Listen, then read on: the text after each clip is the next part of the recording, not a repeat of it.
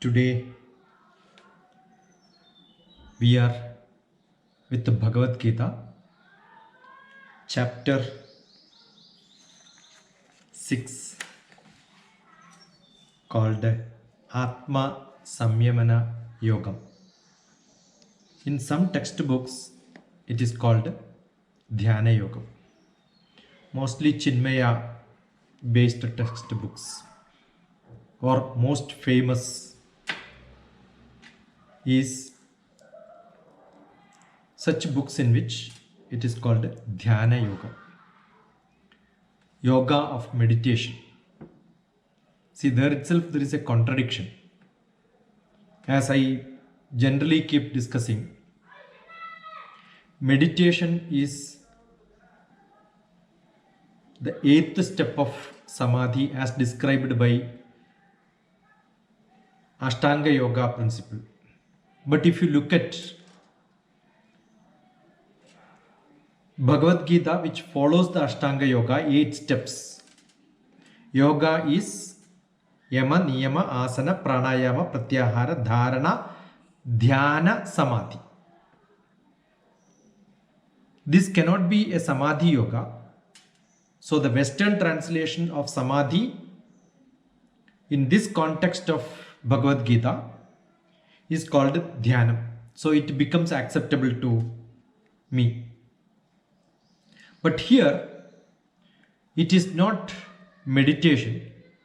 It is only reaching one step prior to meditation, that is dhyana. So it is a self-reconciling, an afterthought of all the earlier chapters like karma, jnana, sannyasa, yogas. If you look at Bhagavad Gita chapter headings, it is so beautifully arranged. Sankhya Yogam, which is always Jnanam. Next one is Karma Yoga. Then Jnana, Karma, Sannyasa is added. Then, that is the fourth chapter. Then Jnanam is removed and Karma Sannyasam is added together and then made fifth chapter. Though some people call it as sannyasam, it is karma sannyasam, little bit of jnana. The contributions are less, or maybe the ratios are slightly vary, that is it. Then now, it is sannyasa yoga. Is over. Actually, sannyasam is atma samyamanam. Reaching to dhyana, totally into that devotion, is what is dhyana. So here we can, in general, we can understand this as Atma Samyamana Yoga, the yoga of self-control, yoga of understanding of the contemplation, samadhi, abhyasam, but not totally into samadhi. A Atma Samyamanam is self-control. That can be the general acceptance. So though we call it as Dhyana Slokam, Dhyanam not to be understood in the religious sense of Dhyanam. It is to be understood in the context of Ashtanga Yoga Dhyanam, which will take us to the next step of self-contemplation, reaching into a unitive contemplation which will take us to yoga with Bhagavan, the union with Bhagavan. So in that context, it is Atma Samyamana Yoga. The Gita Press calls it as Atma Samyama Yoga or Samadhi Yoga. The Karma Yoga is what is described as a lakshanam, as a characteristic of a yoga rudha in the first 3 to 4 slokas. From 5th onwards, it is the characteristic of one person who got Atma Sakshatkara, a self liberation is what is described. Then 11th to 32, the maximum bunch of slokas is on Dhyana Yoga, which is a pre-Samadhi Yogam. Then Mano Niyantrana, how the mind is controlled. What are the different steps? That is what is a mind control and mind management technique, is what Bhagavan explains in 33rd to 36th sloka. 37 to 47 is the Yoga Bhrashtas Gadi. In case if you slip away from the main rail, which leads you to Dhyanam, what will happen? Yoga Bhrashtan. What will happen to somebody who derails from the path towards God? Then Dhyana Yoga Mahatvam is also explained. This is how the chapter is. So here, a uncontrolled mind, bad action, unification to God, all these together is what will be discussed. So we may take from 1 to 10 for today, the slokas. Therefore, we will chant up to sloka 10 and then go sloka by sloka in detail. 6th chapter, Atma Samyamana or Atma Samyama Yogam, or called Dhyana Yogam. Sri Bhagavanuvacha Anasrita Karma Phalam Karyam Karma Karodi Yaha Sa Sannyasi Cha Yogi Cha Na Niragnir Na Chakriyaha Yam Sannyasamiti Prahur Yogam Tam Vidhi Pandava Nahya Sannyastha Sangalpo Bhag Yogi Bhavadi Kaschana Arurutshor Muner Yogam Karmakaranamuchyate Yogarudhasya tasaiva Shama Karanamuchyate Yadahi Ne Indriyartheshu Na karma swanushtit anushajate sarva sankalpa sannyasi yogarudhasta dochyate uddharet atmanatmanam atmanam avasadhayet atmaiva hyatmano bandhu atmaiva ripuratmanaha bandhuratma atmanastasya Yenatma aivatmanajitaha anatmanastu shatrutve vartedatmaiva shatruvat jidatmana prashandasya paramatma samahitaha shitoshna sukhadukheshu tatha manavamanayo Nana Vitnana Triptatma Kudastho Vijitendriyaha Yukta Ityuchate Yogi Samalosthasma Kanchanaha Suhrut Mitrarudasina Madhyastha Dvesha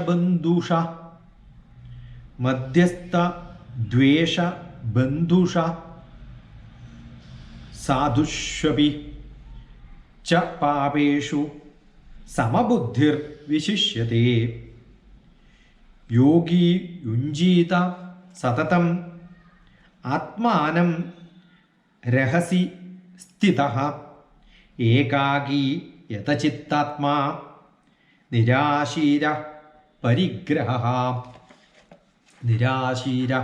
Parigraha This is up to sloka number 10. Now let us go through one by one from sloka number 1. Here in the whole chapter, if you see, there are 5 slokas by Arjuna, like a clarification which will come later. But the chapter starts with the Bhagavan's instructions on what happened earlier, like sannyasi, renunciation, yoga, which is higher. We have a confusion, many people have confusion, it keep asking whether yoga and sannyasa are different or not. In this sloka 1 and 2 slokas, Bhagavan is establishing sannyasam is exactly yoga, no difference. Anasrita Shri Bhagavanuvāca, sloka number 1. Anasrita karma phalam karyam karma karodiya sasannyasi cha yogi cha na niragnir na chakriyaha. Anasrita karma phalam. And Sri Bhagavanuvāca, as Bhagavan describes, Bhagavan explains, what is that he says? Anasritaha, not with any desire, any attachment, any motive, karma phalam, the results of action. That means without having any motive on the benefit out of the karma, karyam karma karodiya, who does action, the work which is done, which is obligatory. Karyam is what is obligatory, what is must. And those activities which are performed, karodiya, one who does that, sa sannyasi ja yogi ja, such people are both sannyasis and yogis. That means both are same. They are called sannyasis, they are also called yogi. No difference.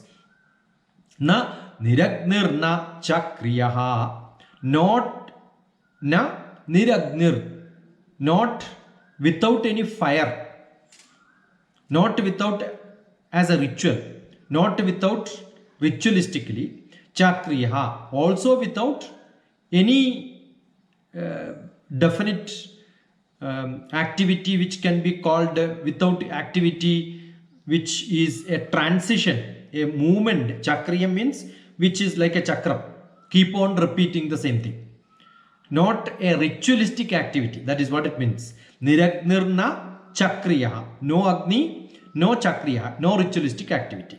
They all do it with all the devotion, with all activity which is supposed to be done like a sacrifice, which a renunciation. In that, any performance is done, both yogis and sannyasis are same. That is what Bhagavan says. Anasritaha karma phalam karyam karma karodiya sa sannyasi cha yogi cha na niragnir na chakriyaha. No, not as a ritual. Na niragnir na chakriyaha. Anasrita karma phalam, that is more important. Without having any desire on the result, karyam karma karodiya sasanyasi cha yogi cha na niragnir na chakriyaha, as not as a regular activity. Now sloka number 2. Yam sanyasamidhi prahur yogam tam vidhi pandavaha nahya sanyasta sangalpo yogi bhavadi kaschana. Yam sannyasa idi prahur, those what is done as a sannyasa activity. What is sannyasi's activity? Renunciation. I don't want. With that bhava, with that sankalpa, that prahur, they say, what do they say? Yogam tam vidhi pandavaha. They join vidhi, to know, tam, with that, which is that activity which is desired by Bhagavan. They join as with the total devotion, with the renunciation, those sannyasis will join. Arjuna, Pandava. Na hamsya nastha sankalpo, without having any anyastha sankalpa, without giving up a sankalpa. They are not thinking that they are leaving something. The desire is not left. That means what? Casually they do it. Unintentionally that happens.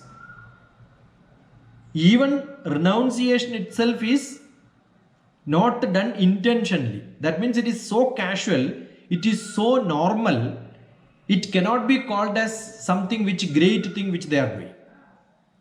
That is their way of life. It is not with an effort. It is not intentionally taking as an activity. Renunciation is not an activity for them. For somebody, Upavasam is an activity. That is why they keep talking to everybody. Today is Upavasam, today is Upavasam. That is not actually renunciation. That is not Upavasam. You should do it so casually without even informing to somebody else. Nama Japam is so normal. Bhakti is so normal. Like you don't have to say, I brushed today. Because it is so casual. It is understood that you are into that. So it is not considered as an activity. So normally they do it. Now, Hamsanyastha sankalpo, without any sankalpa they do it. Yogi bhavati kanchanaha. If you do that, then you are a yogi. So we have a doubt whether yogi is higher, sannyasi is higher. Both are equal. The sankalpa becomes, a sannyasi is doing renunciation. Once you do it so casually without telling somebody else that you are doing it. That is why, see, a normal police fellow needs a uniform. They have to be shown that they are police fellow. When you become the highest officer like an IPS, or maybe you are the secretary in the home affairs, you don't require uniform. Because you are much above that, you don't have to show. So sannyasi probably is a lower person who has to show that he is doing sort of a thing. Once you do that renunciation without showing, so casually, it becomes a normal bhavam to you, then he becomes a yogi. So yogi is much higher actually. But without renunciation, you cannot become a yogi. Otherwise, no difference. Therefore, among sannyasis, there could be yogis. But among yogis, everybody is a sannyasi. So, it's like a casual way of doing things. Yam sanyasamidi prahur yogam tavidhi pandavaha nahya sanyasta sankalpo yogi bhavati kaschana. Yogi bhavati, they become yogis. That means it is to become higher than the sannyasi. Good. Now sloka number 3. Arurokshur muner yogam karma karanamuchyate yogarudasya taseva shama karanamuchyate. Arurokshur muner yogam. Here the importance of doing action is established again. Having done 2nd, 3rd, 4th, 5th chapter, Bhagavan is not leaving karma and jnana because they are basic. How do you do it? With a bhavam, renunciation, what level you do it, that will give you higher and higher status. That will take you to Atma Samyamanam. That will take you to Dhyanam. But both action and jnana, both are important. Here, the first important thing, renunciation of action is required. The result of the benefit or the result of the action is required. Then what is the minimum requirement? Action itself. Without action, you cannot have a renunciation of action. Somebody asks me, what is the reason for divorce? I said the reason for divorce is marriage itself. Without marriage, there is no divorce. So what is the prerequisite for divorce? Marriage. So what is the prerequisite for not having any desire towards the benefit of your action or renunciation of action? Action itself. Without action, there is no renunciation. So you cannot talk about renunciation of result or benefit of action without being involved in action. That is what Bhagavan establishing in the third chapter. Arurotchor Muner Yogam. Arurotchor, the beginner. Aru, the starting person. The Arurotchor Muner of a sage. Muni is sage, a wise man, a wisdom man, a saintly man. To reach into yoga, Muner Yogam, to get into the yoga avastha, karma karanamuchyate. It all starts with the karmam. Karmam is the karanam. But without any attachment to the benefit or the result of the karma. Karma karanamuchyate. So essentially he has to be a karma yogi. Yoga rudasya tasaiva. Yoga rudasya, elevating to a higher level of yoga rudan. That means yogi.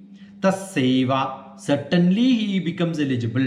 It is possible for somebody to get into yoga rudhavastha. Shamah karanamuchyate. What is shamam? Samadhi. Shamam is samadhi. Shama karanamuchyate, which is the cause. What is that which can take you to samadhi? Samadhi is a stage in which your brain vibration doesn't happen. EEG will show you a straight curve. No straight line, no curve at all. No up and down, no frequency, no wave. It is only a straight line. That means your brain is dead. Your brain doesn't work. Assume that you can reach into that level while you are in karma. Electroencephalograph, you can see the graph. Shama karanamuchyate. That stage in which you can do all activities, not one or two activities around. Whether you like it or don't like it, whether sukham or dukkham, all that doesn't matter. That level, yoga rudasya tasaiva. Certainly you reach to that level which is yoga rudhan. So here the lakshanam of a yoga ruda is what is given. The tranquility of a mind of one who is in a samadhi stage. English translation, you will have to use the word meditation for public to understand. But for all of us to understand, it is the last level, samadhi, wherein the brain vibrations are nil. That means he does every action which he does so casually. So definitely when he does every action so casually, he will also be doing every action, and the benefit of the action, which is the result which we get, is also considered as without any work, extra effort, buddhi used in that to decide that I don't want the result. That doesn't happen. That is why he becomes a yogi. If that small vibration, whether I require the benefit or not, whether it is going to be beneficial or not, whether somebody is going to use it or not, if you think in that mode, if you work, probably you are at a lower level. You have not reached yoga rudhavastha. That is what explained here. Arurutchor muner yogam karma karanamuchyate yoga rudhasya tasaiva shama karanamuchyate. Shama karanamuchyate. Now, the third sloka is over.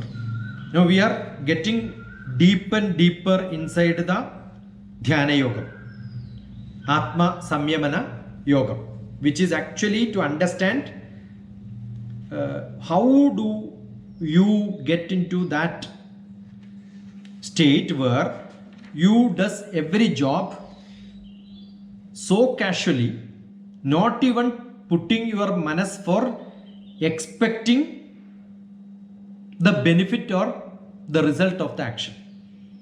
So this is the first step towards renunciation of benefit. What is the first step? Action so casually, so naturally, not sophisticated.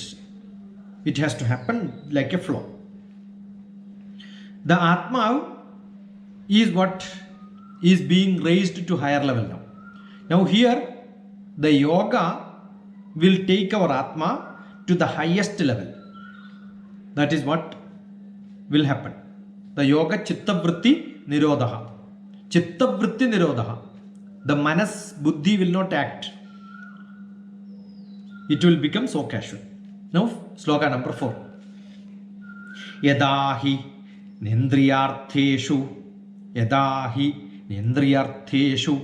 na karma swam anushajyate na karma swanushajyate sarva sankalpa sannyasi yoga rudhastha dochyate yada hinendriyartheshu yatha when he that certainly na indriyartheshu for the sense objects around you, if you are not attached to the sense objects around you nor the actions, na karma swanushjashate, not attached to any of the action which you are doing. What does it mean? Not attached to the actions which you are doing, you do it so casually. Sarva sankalpa sannyasi, all desires on the result of action and the fruits of action is renounced sannyasi. If you renounce such things, yoga rudhastadochyate, you get elevated to that stage of yoga rudha. This is the prerequisite for becoming yoga rudha. At that time, you are called as a yoga rudha. So this is the lakshanam for becoming a yoga rudha. Yadahi nendriyartheshu na karma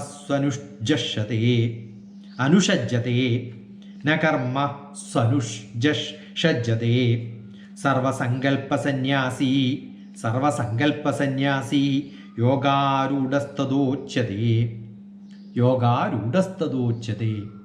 You will call, or you are called, that person is called as yoga rudhan. Now, sloka number 5. Here, the path from here, sloka number 1 to 4 was the description of a yoga rudha. How somebody can reach from sannyasa yoga to yoga rudha avastha, that is what is explained. Now from 5th to 10th, the upliftment of the self, which will lead you to God. That who unites with God becomes a realized soul, realized Atma.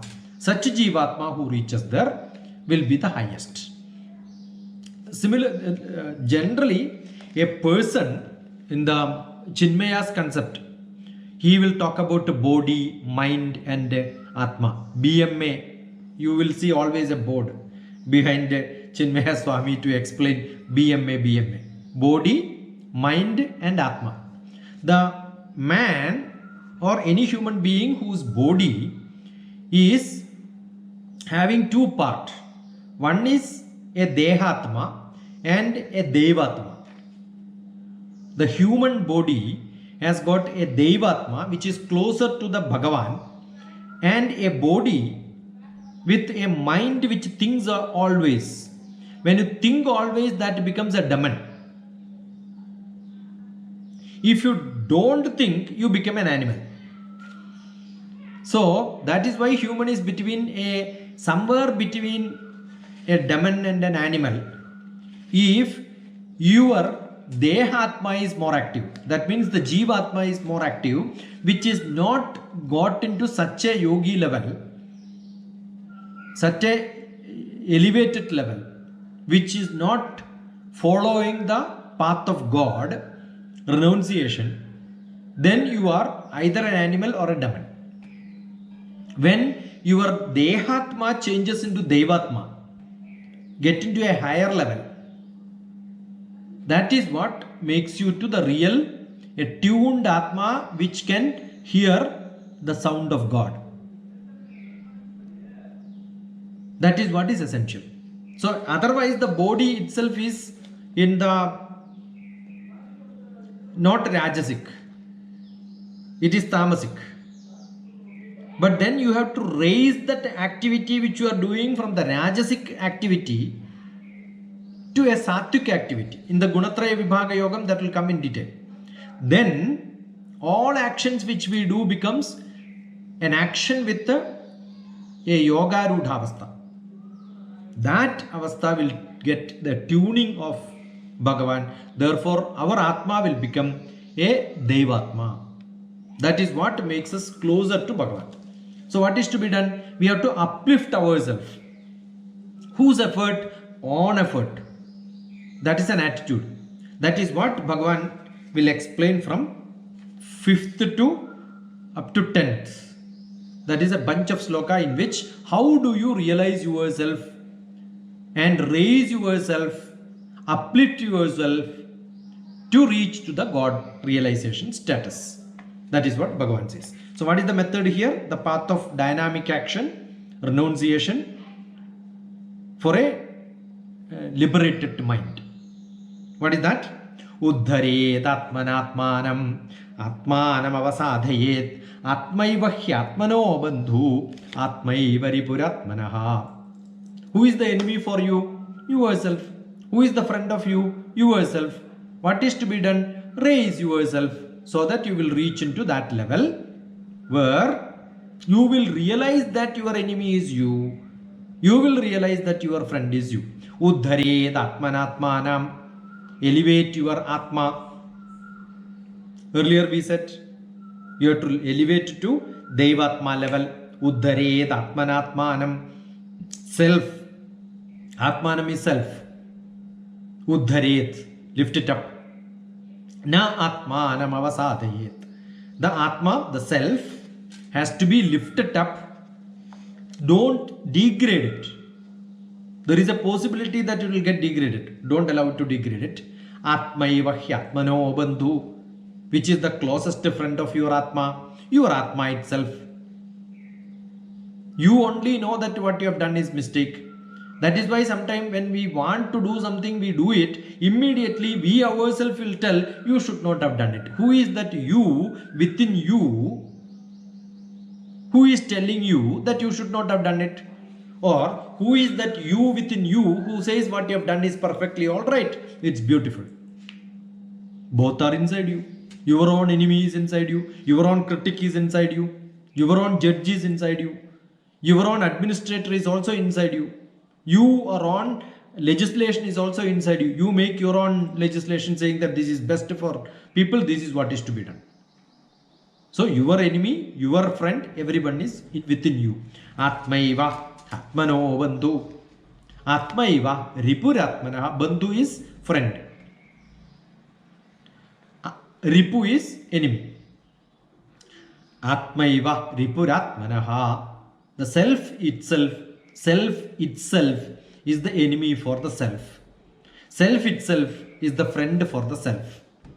So lift you to that level where you will not, your buddhi and manas and atma will not contradict. They will all become united.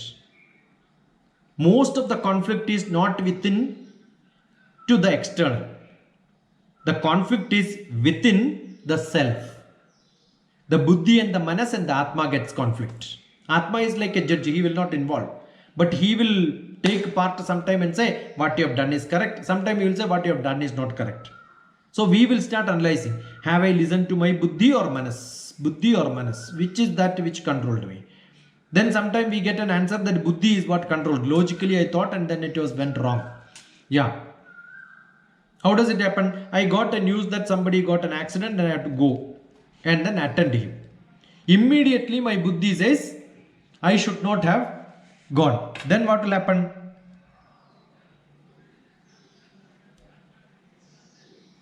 Immediately my own buddhi will say I should not have gone without proper time management should have been done, and then I should not have rushed so fast.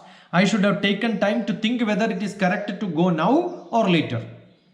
So there is a me in me which thinks what I am doing is correct or not. Somebody met with an accident, and immediately my manas will say I have to go. My buddhi will say I don't have to go now, I could go later. But how do you know that that man who is in an accident admitted in a hospital is going to stay alive after a few days?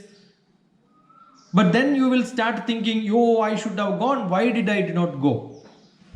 So your own buddhi will tell you to go, and your own buddhi will tell you you should not go. Is it buddhi or manas? You will have to find out. To whom you are listening? Are you listening to buddhi or manas? This conflict is what is in us. Therefore, uddharet. The manas and the buddhi and the atma will not contradict. For a yogi, for an atmarudhan, there is no conflict. Internal conflict is not there. He is smooth in his actions. He will never contradict himself, saying that I should not have done it, I should have done this. Such conflict will not be there. Such a beautiful life without conflict, internal conflict. Most of the problems are with internal conflict. I want to do, immediately my own buddhi will say, no, this is not the time, don't do it. Assume I have not gone to hospital, it is conflict. Maybe I have gone to hospital, then also it could be a conflict. Because next day he comes back to the home and then says it was not that critical. Then I feel, why did I go? I should not have taken leave for that small thing. Possible. Because you are more practical man. Your buddhi is more active. This is the problem. This conflict is what actually creates trouble in life. So we have to get rid of that. That is what Bhagavan says. Uddharet atmanatmanam atmanam avasadhayetatmaiva hyatmano bandhu atmaiva ripuratmanaha. This is one of the most beautiful slokas in Atma Samyamana Yogam. Atma Samyama Yogam. Dhyana Yogam. The yoga of meditation in the Western parlance. The 6th chapter, 5th sloka. How do you raise yourself to such a higher level where this conflict doesn't happen? That is the aim behind telling all this. Now, that is what happened to Arjuna. As if before the war he doesn't know what is there in the war field. He knows. They are all my relative. But reaching there, he became so emotional, he wanted to say, I don't want to fight. Is it realistic? Is it practical for a warrior, for a king like him? He should have thought it earlier. He is wrong. In that context, thinking like this is wrong. Having all the arrangements done, having reached into an exam hall, you should not think that, what will happen if I fail. No. Before going registering for the exam, you can decide. Having decided I am going to write examination, you must take it as a challenge. But then the buddhi will tell you this is a competitive exam. There is only 10 people get selected, but there are 1 lakh people writing. You know all the statistics. Knowing the statistics is your brain problem, not the manas problem. Because brain has got a database. Manas doesn't have database. These are problems, practical problems. So here it is a warfield Arjuna. The psychotherapist is Krishna. He was in distress. He is giving suggestions. But today's day-to-day activity, this is more practical. And that is what is to be understood. That is the relevance of Bhagavad Gita in today's activity. And Bhagavan is not asking Arjuna to fight or not to fight. Yadechati tata guru. You decide what is good for you and then do it. That is what every counseling psychotherapist, a life mentor is supposed to do. He should not guide people. He should only educate the people coming to him to raise himself to such a level where he can take his own decision. Otherwise, always he will have to refer back to the mentor. Mentor is only to support him to take decisions. Mentor will never help him in taking decisions. Helping to get educated to take on decision. That is what is required. Many people will come and ask me, which course is good for getting job? No. Other day also, Malayalam Manoram was one of the chief from Kottayam. His son wanted to get into admission. Which is that he has to select? What is that he will get? Job. if you do this job. I said, if you don't get educated, I will give you job now itself. Is the job important or getting knowledge is important? Knowledge is most important. Once you get knowledge, you know what you can do. And be ready. No laziness. Put him into 200% busy. That is what is essential. Uddharet atmanatmanam atmanam avasadhayet atmaiva hyatmano bandhu atmaiva ripuratmanaha. Sloka number 5 is over. Now 6. Bandhuratmatmanastasya bandhuratmatmanastasya enatmaivatmanajidaha anatmanastu shatrutve vartadatmaiva shatruvat vartadatmaiva shatruvat. They will become your own enemy, remains as your vartade. They will stay there. Atmaiva, your own atma's shatru. Bandhuratmatmanastasya. Think that your friend is your own manas. Can you throw him out? He will stay inside you. He will be permanently with you. So, what is to be done? There is a higher self, there is a self, there is a lower self. There are 3 self. Me, myself is in 3 levels. A higher me, a middle me, and a lower me. The normal me is the middle me. It is me to decide whether I have to go low or high. How do I reach into higher? By putting me with such people, with such company who can think higher than me. If your company is always with lower people, you will always remain there. You have to raise yourself to up. Bandhuratma, that friend whose mind, that friend is within you. But same Brahma is there around us. We have to search such people who have got such manas. That is what is called satsang. That such people, that Atma, for the people who conquered the mind already. Jidaha. Jida is who became successful. Anatmanastu shatrutve. Don't conquer your mind and then you get into such people company to get that avastha. Vartedatmaiva shatruvat. You will don't get into such company, not conquered and stay in the lower self. You yourself become your worst enemy. So you have 2 best friends. One is the higher self where you can lift yourself. And for that person who is not conquered his lower self, he is not his own enemy, then reach out to find out the best Atma around you. It could be within you, and if you are not able to find out, you get into such mentors. That is what Bhagavan is a mentor for the Arjuna. Bandhuratmatmanastasya enatmai atmana jidaha. There are people who are jidaha, secured this. Anatmanastu shatrutve. If you don't do that, shatrus will be there. Vartade atma shatruvat. Yourself will become your shatru. Bandhuratmatmanastasya enatmaivatmano jidaha anatmanastu shatrutve vartadatmaiva shatruvat. Beautiful sloka. It's most practical in today's world to understand what is good and what is bad, where to shake hand, where to have friendship, with whom you should not associate more, whom you should get associated to. Manimadishta siddhigal. Anima mahima chaiva lekhima garima tata ishittum javashittum japrati prakasyamevacha. How do you get into that Manimadishta Siddhi, the best Siddhi which you have, where you can get into Vashikaranam and also Ishittam and Vashittam. When you see higher level people, surrender to them. When you have lower level people, catch them to your fold and then bless them to get into that level. Both are essential. That Siddhi is called Manimadishta Siddhi. Anima Mahima Jeva. Be small and be big. Legima Garima. Be light and be strong and then show your weight also. Both are essential. Where you have to show weight, where you have to do commanding, you should do commanding.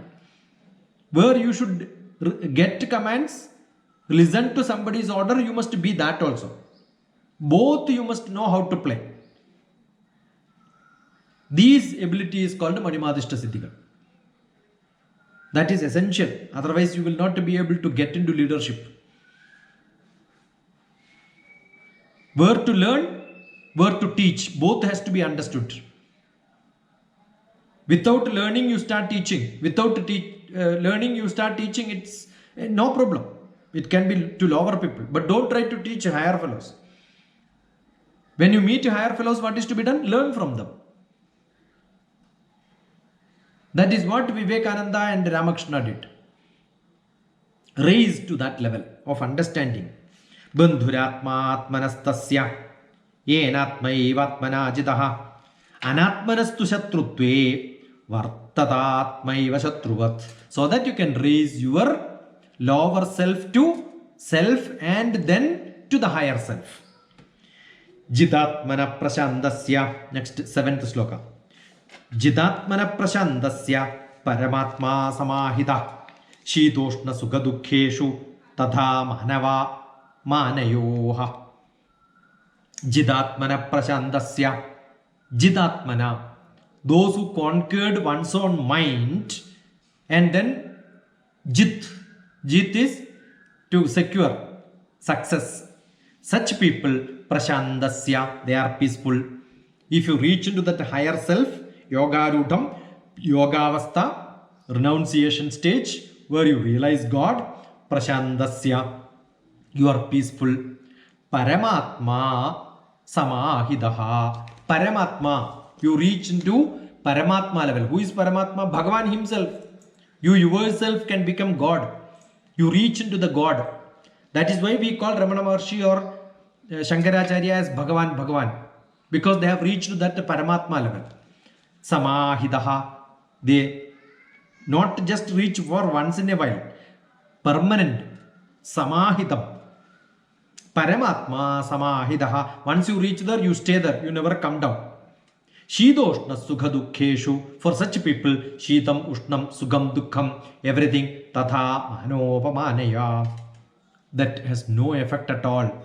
They are not worried about how your senses understand things around you. Shitam, Ushnam, Sugam, Dukkham, everything normal. Tatha, Manapamanayo. Also, Manam and Apamanam. Somebody honor you or dishonor you. That also doesn't matter for you. Somebody is praising, somebody not even caring you. Both will not matter to you. Because you know, this is only he who is going to give certificate to you. Who has given certificate already? Bhagavan has given. Paramatma has given. See, having blessed by great Maharishis, Mahamandaleshwar, why do we worry about the small people who has not reached to that level? That is what is essential. Jidatmana prashandasya. Jidatmana prashandasya paramatma samahidaha. Jidatmana prashandasya paramatma samahidaha. Shitoshna sukha dukkheshu tatha manavamanayo. Tatha manavamanayo. What a great sloka is this. Yogis remain peaceful. The yoga rudhas will remain peaceful in such places without having any problem. They know what to do. At what level, what is to be done, they perfectly know. And they are peaceful at that level. Without any chanjalam, without any movement, without any aberrations. They stay steady there. Now, sloka number 8. What is sloka number 8 says? Jnana Vijnana Triptatma. Jnana Vijnana Triptatma Kudatto Vijitendriyaha. Yukta Ityuchyate Yogi. Yukta Ityuchyate Yogi. Samaloštha Samalosthasma Kanjanaha. Jnana Vijnana Triptatma. Jnanam, knowledge. Vijnanam, discriminative power. What is to be used, what should not be used. That is called Vijnana. Practical knowledge, skillful knowledge. With that, Triptatma, which has got Tripti. Jnana Vijnana Triptatma Kudastho Vijendriyaha. Kudastho, undisturbed, who has joined in such a level with the Atma and Manas and the Buddhi is joined together. So there is no confusion. Kudastho Vijendriyaha. He is Vijendriyaha. Indriya, senses. He got success over Indriyas. He will not be worried about his senses perceptions. So, totally detached from any desire which he has got. Kamam is nil, no lust. Yukta ityuchate yogi nityam. Yuktam uchyate. Get into that command and constantly remain with that supreme level is yogi. He is called yogi. So this is the description of a yogi. What is the description of a yogi? Jnanam Vijnanam Triptatma. He has to be a peaceful mind, not because he is dumb fellow. He doesn't understand anything. He is so happy. That is mad fellows. But with the Jnanam and Vijnanam, understanding of everything around him with the full knowledge, having Kudastho Vijendriyaha, joining with God and getting detached from the senses, a Triptatma with the Jnanam. The first important is Jnanam. Jnanam Vijnana Triptatma Kudastho Vijendriyaha Yukta Ityuchade yogi. Getting such a level, Samalosthasma Kanjana. Samalosthascha Kanjana. Equally he will look at everything around him. Example, what is that? Ashma is stone, normal stone. And Kanjanam. Kanjanam is gold. For him, either it is gold or stone, he doesn't care. Both are same for him. He don't worry. Already we heard. Brahmane, Gavihastini, etc. etc. The Brahmana and elephant, dog, cow, for him all of them are living beings. Now material is also not distinguished. Not that without knowing. He knows which is gold, which is stone. With knowing also he don't have any attachment to gold. He doesn't care whether it is a gold or a stone. Jnana Vijnana Triptatma Kudastha Vijendriyaha Yukta Ityuchate yogi Samalosthasma Kanjana. Whether it is gold or stone, he don't care. He doesn't bother about it. Suhrut, next sloka, 9th one. Suhrut mitraru dasina. Suhrut mitraru dasina. Suhrut mitraru dasina. Madhyastha dvesha bandushu. Madhyastha dvesha bandushu. Sadhushvapi chapesh papeshu. Sadhushvapi cha papeshu samabuddhir vishishyate. Samabuddhir vishishyate. How who will not understand? Suhrut, who is your friend, who is your well-wisher. Mitram, who is your mitra. And who is your not mitra. That means your enemy, foes. Whether madhyastham, pious people, or dvesham, against you, or bandhu, who is close to you. Sadhushvapi, which is having some sinner or no papam, the papeshu, and sadhushi. Whether he is a papeshi, he is a person who has done some mistake, or sadhushi, without having any mistakes. Samabuddhir vishishyate. For all of them, you look at them in the equal sense. The yogi who has got such a equal intellect to see everything around him, who is impartial, not because you don't understand who is Chalu, who is enemy, who is friend, who is good and bad. He knows everybody. That is why Jnanam is important. Knowing all that, but he don't distinguish everybody. To same way, he will deal with everyone. Such people are called yogis. Suhrut, Mitra, Yudasina, Madhyastadvesha bandushu, Sadhushvapi cha papeshu, Samabuddhir vishishyate. Now sloka number 10. Now not even the Jada. These are all either Jada, materialistic, or with the Pranan. He will look at them equal. There earlier, those who have life and non-life, the way he looks at is explained. Now about those who have life or no life, how do they look at them? Yogi, that's sloka number 10. Yogi yunjita satatam atmanam rahasisthitaha ekagi yatachittatma nirashira parigraha. Yogi yunjita satatam. They stay steady in samadhi level. They are in samadhi level. So their brain is not wavering to understand what is good, what is bad and all that. Because they have a great karma to do in their life. Yogi yunjita satatam, constantly being in such level. Atmanam rahasisthitaha, the self will stay in that level.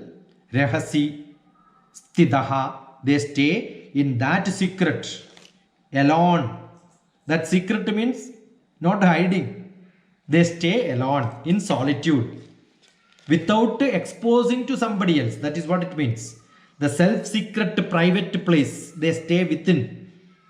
They stay within. That is the understanding. Not by closing eyes. Closing eyes will get you to sleep, some people. That is not what is that yogi has to do. Opening eyes, seeing around, he stay himself without getting attached to anyone. Ekagi, stay alone.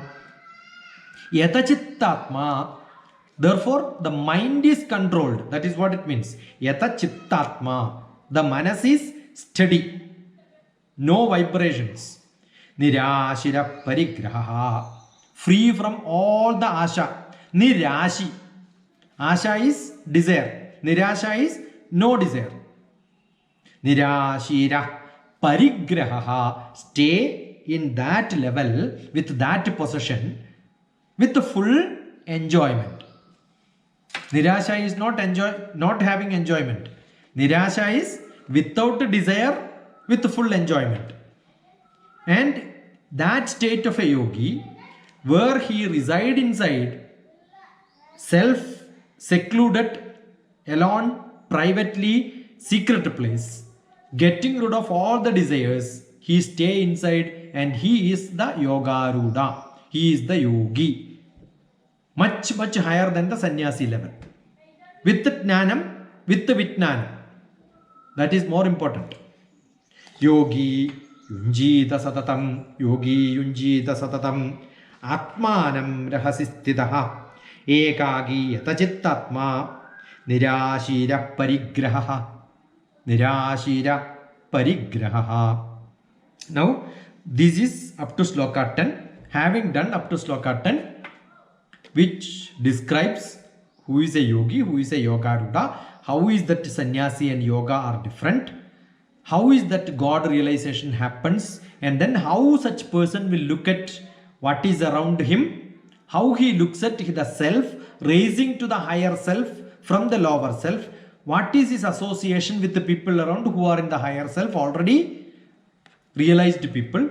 These are all what we have seen. Now, tomorrow onwards, from sloka 11 to 32, in a bunch, detailed description of a Jnana Yogi or understanding Jnana Yoga as taking you from that level to the Dhyana Yoga. Dhyana Yogam is the self-realization yoga. That self-realization which is with the full understanding of what is around you to get into an Atma Samyama Yoga, a Samadhi level. That is what we will see tomorrow onwards. Namaskaram to